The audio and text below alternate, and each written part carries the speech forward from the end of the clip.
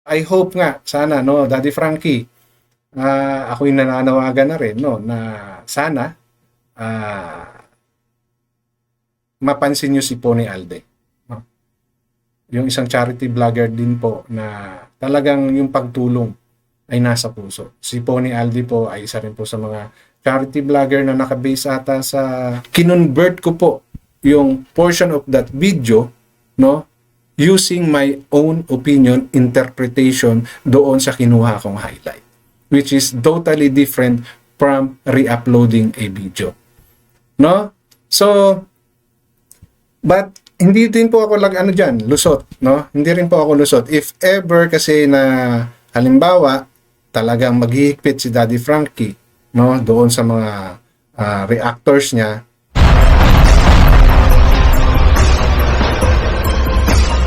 Bago po ako magsimula, no, sa gagawin kong reaction dito sa video ni Daddy Frankie, may gusto lang po akong linawin, no, sa mga tagapanood ko na mga supporters ni Daddy Frankie, supporters ng Tekram at supporters ng Kalingap, no, and even kay Pony Alde.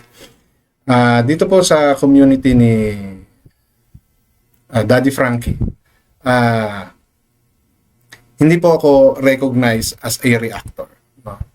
But I'm doing this because I do believe sa adhikain ni Daddy Frankie na makatulong at yung pagtulong niya ay talagang genuine. No? Nasabi ko naman na po sa inyo yan sa several videos na nagawa ko about sa mga content ni Daddy Frankie na nakikitaan ko po kasi siya ng transparency. Same with Pony Alde and Tekram. No? Kay Tekram, tested and nakita ko na po yung pagiging transparent niya at yung talagang bukal sa pusong pagtulong. Which nakikita ko kay Pony Alde and of course kay Daddy Frankie.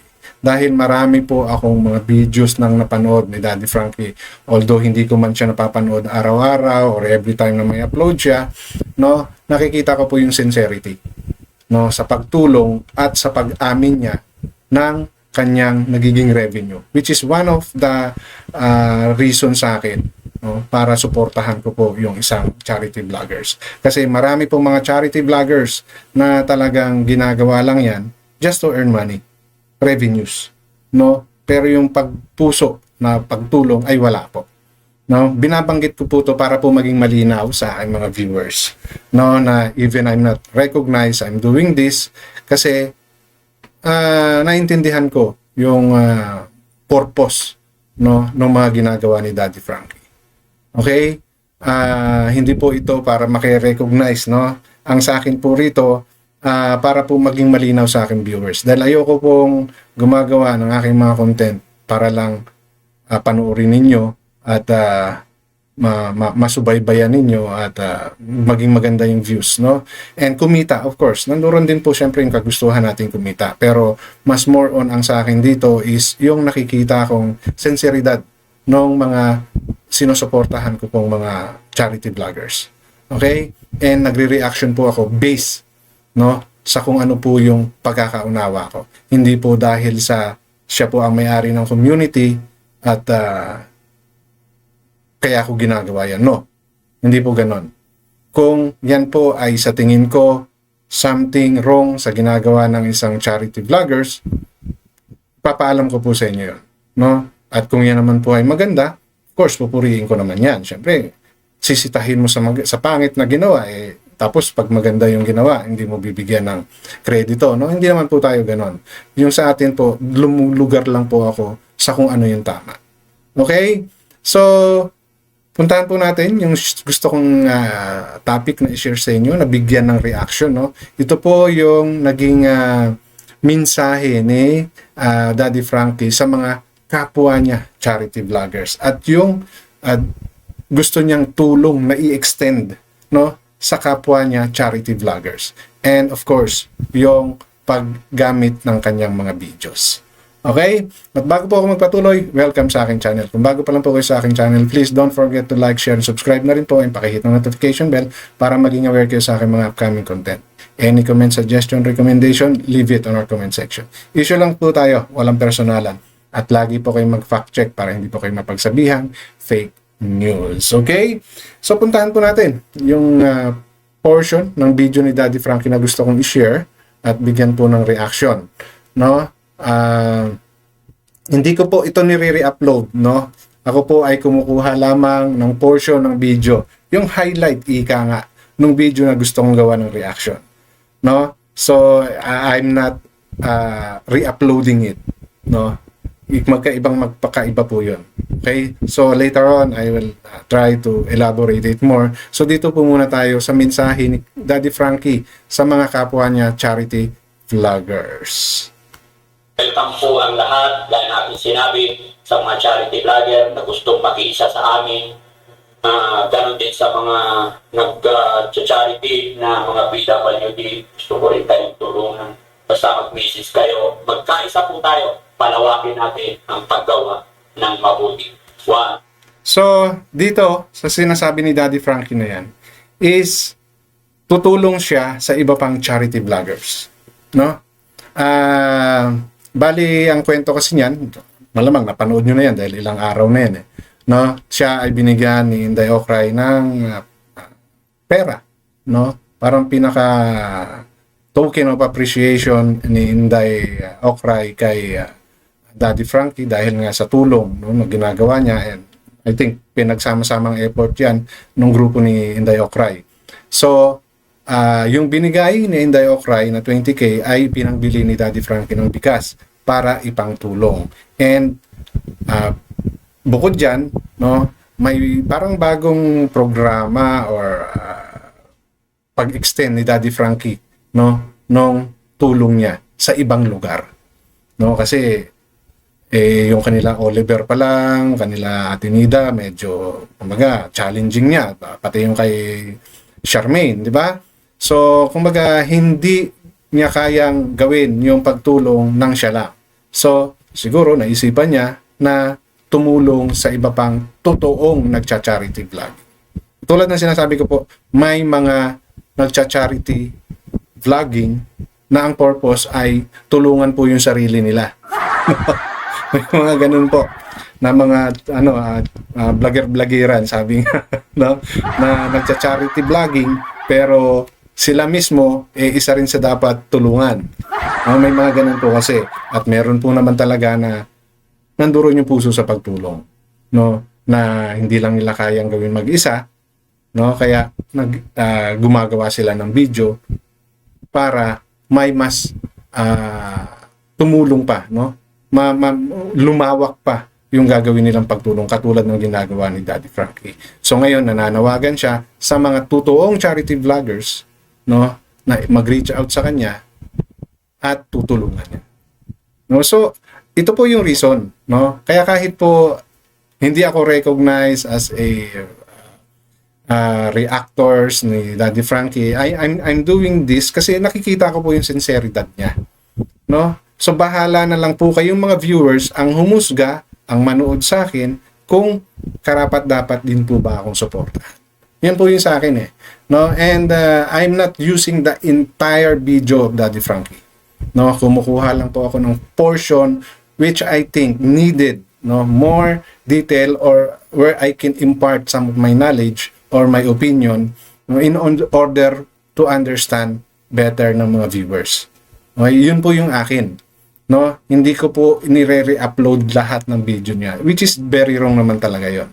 So katulad po nito, kinuha ko yung portion na kung saan kumbaga mas maiintindihan natin, no, yung layunin ni Daddy Frankie. Hindi po ito para siya ay magyabang, ipakita niya na marami siyang pera or malaki yung revenue. Kasi kita naman po lahat sa video ni Daddy Frankie na there is really a revenue, no, sa lahat ng content niya, no? And siya mismo po inaamin niya na galing sa revenue niya yung idinadagdag niyang tulong or yung ipinangtutulong niya doon sa kanyang mga beneficiaries.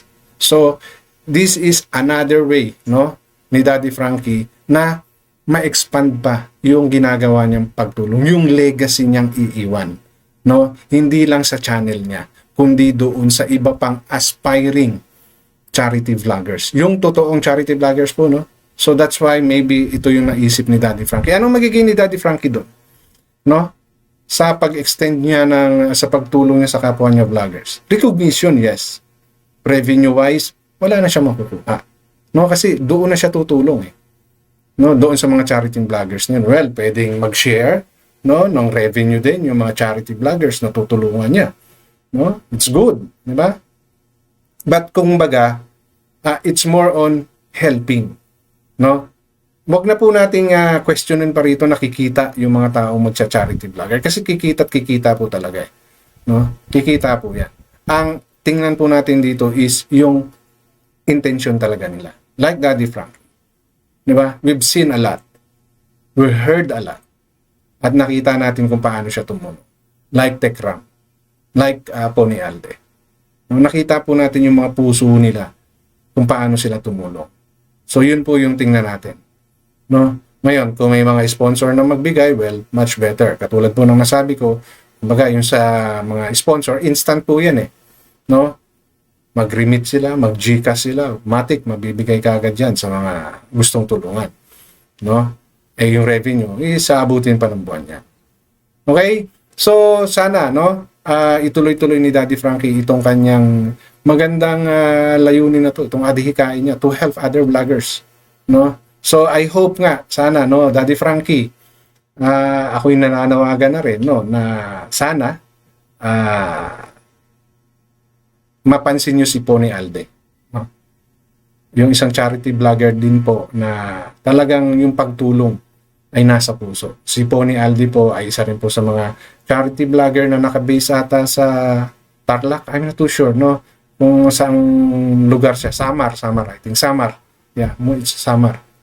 Na magcha-charity din siya, no? So I hope may mga supporters ni Pony Alde na magparating sa kanya na to reach out kay Daddy Frankie, no? And sana yung mga supporters din na Daddy Frankie na malapit, no, kay Daddy Frankie may i-recommend si Pony Alde na isa sa mga tulungan. Dahil talaga pong sa ngayon hindi po kasi ganoon kalaki yung views niya. No, which we all know na ang views is equivalent to revenue. So, ngayon, kung sakaling mabigyan ng alalay ni Daddy Frankie, si Pony Alde, much better. No? So, I hope makarating to sa mga supporters ni Daddy Frankie at supporters ni Pony Alde na may ganitong ginagawang pagtulong si Daddy Frankie sa mga kapwa niya vloggers. Okay? Now, on the next topic about dito nga sa nabanggit ni Daddy Frankie sa nagre-re-upload ng kanyang content, no, allow me to share some of what I understand, no, about reuse content. Mapalaki, mapaganda, makatulong sa ating mga kababayan. Kaya mag-message ka sa ating kabayan kung charity vlogger ka. At paalala po sa ating lahat mga kababayan, sa mga content creator, hindi po ina-allow ni Daddy Frankie ang paggamit ng mga videos namin. Kung charity vlogger ka, susuportahan kita. Pero yung gamitin yung mga videos namin, i-upload yung mga videos namin, bawal po yun sa Team Daddy Frankie. Dahil alam ko rin sa guidelines din po ng YouTube tsaka si Facebook, bawal gumamit ng videos. Reuse content is bawal po yan. Maaring sa... Okay. So, ang binanggit dito ni Daddy Frankie, yung mga charity vlogger. Reactor po ako. Okay. Pero magbibigay din po ako ng opinion. Totoo po yung sinasabi ni Daddy Frankie. Ang reuse content is bawal po kay AdSense. Kaya AdSense na po bawal yun. No? Dahil re-uploading yung video ng iba without your own knowledge or without your effort, no? Bawal po yun. Katamaran po yun. Which is yun yung sinasabi ni Daddy Frankie. But, for us reactor, like what I'm doing, no? I'm taking portion of the video ni Daddy Frankie, yung tingin kong may highlight na, kumbaga, magbibigay ako ng sarili kong opinion is different, no? It will go into a fair use, no? Papasok na po siya sa fair use. Hindi na po siya papasok sa reuse content. No, yes, I use portion of the video, pero hindi ko po kinuha yung buong video at in-upload sa channel ko. No, magkaiba po 'yon. no? Kasi wala ka nang ginawa. Kapag reuse kasi, totally, you just add your intro, outro, then the whole video, no? Which is totally mali po yun. Mali po yun sa patakaran ni YouTube at ni AdSense, and of course, doon naman po sa kumuha ng video. Like Daddy Frankie. Alam ko po yung hirap na dinadaanan nila sa pagbablog, no? Yung layo ng nilalakad nila, yung effort nila, ulanin, arawan, gabihin, di ba? Madaling araw pa nga. Di ba? Alam ko po, naiintindihan ko yon. So, that's why I take only portion of it, no? Na sa tingin ko ay mauunawaan na po ninyo yung buong istorya. And I'm sharing my own opinion. I'm doing a video, no, na hindi na kapareho ng video ni Daddy Frankie. No, meron pong akong shinare na thoughts ko, no. Kinonvert ko po yung portion of that video, no, using my own opinion, interpretation doon sa kinuha kong highlight, which is totally different from re-uploading a video. No? So, but hindi din po ako lusot, no? Hindi rin po ako lusot. If ever kasi na halimbawa talagang maghihigpit si Daddy Frankie, no, doon sa mga reactors niya, and magkaroon po ng message sa kanya, sa system niya, na isa ako sa gumagamit ng video niya, no? He can penalize me. No? Pwede po akong ipa-strike ni Daddy Frankie. And all of those reactors na gumagamit po ng video ng iba. No? Ang sa akin dito, pumasok lang po siya sa fair use kasi nga, yes, I took portion of the video ni Daddy Frankie, no? Pero hindi naman po umabot ng 1 minuto eh. No? So, yun po yung sa akin. Yun po yung reason ko, no, kung bakit po ako gumagamit ng portion of video ni Daddy Frankie to highlight, no, yung gusto kong bigyan ng punto, no, yung gusto ko pong reactionan, but I'm not totally uploading the video dahil alam ko po yung rules ni YouTube, alam ko po yung rules ni AdSense, no, dahil pwede po talagang ikapahamak ng channel yun. Ako po, ayoko pong mangyari sa channel ko yun dahil mahal ko po, pinaghirapan ko yung channel ko eh, no?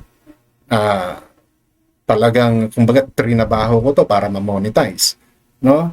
So, that's why I'm doing a reactions, no? And I'm sharing my opinion on every content that I'm doing. So, katulad po ng sinasabi ni Daddy Frankie, bawal na bawal po talaga ang mag-re-upload, no? Gumamit ng video ng isang content creator na halos wala ka nang ginawa, no? Ini-re-upload mo lang talaga sa channel. So, nasaan yung sarili mong intellectual sa video na yun? Ano yung iniambag mo? Diba? Kung yan ay re-upload mo. But doing a reaction, no, sharing our opinion, no, giving more emphasis on that portion, no, na kinuha mong video is totally different. No, it's a fair use, kumbaga. No, pero katulad ng sinasabi ko, if ever magigpit talaga si Daddy Frankie at mayroong notification from YouTube na gumamit ako ng video niya, he can do whatever he want. No? Pwede niya akong strike, pwede niya akong pakiusapan, pwede niya akong i-message, no? Using that call out ni YouTube.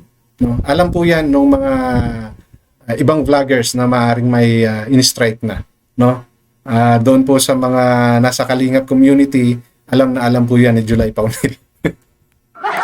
At saka ni Kapeso. No? Kasi sila yung mga kumbaga nagbatuhan na ng strike sa isa't isa. No? So, yun lang po yung gusto kong linawin at i-share sa content ko na to. At lagi po, paalala ko, matuto po kayo mag-fact check para hindi po kayo mapagsabihang fake news. Hanggang dito lamang. Maraming salamat.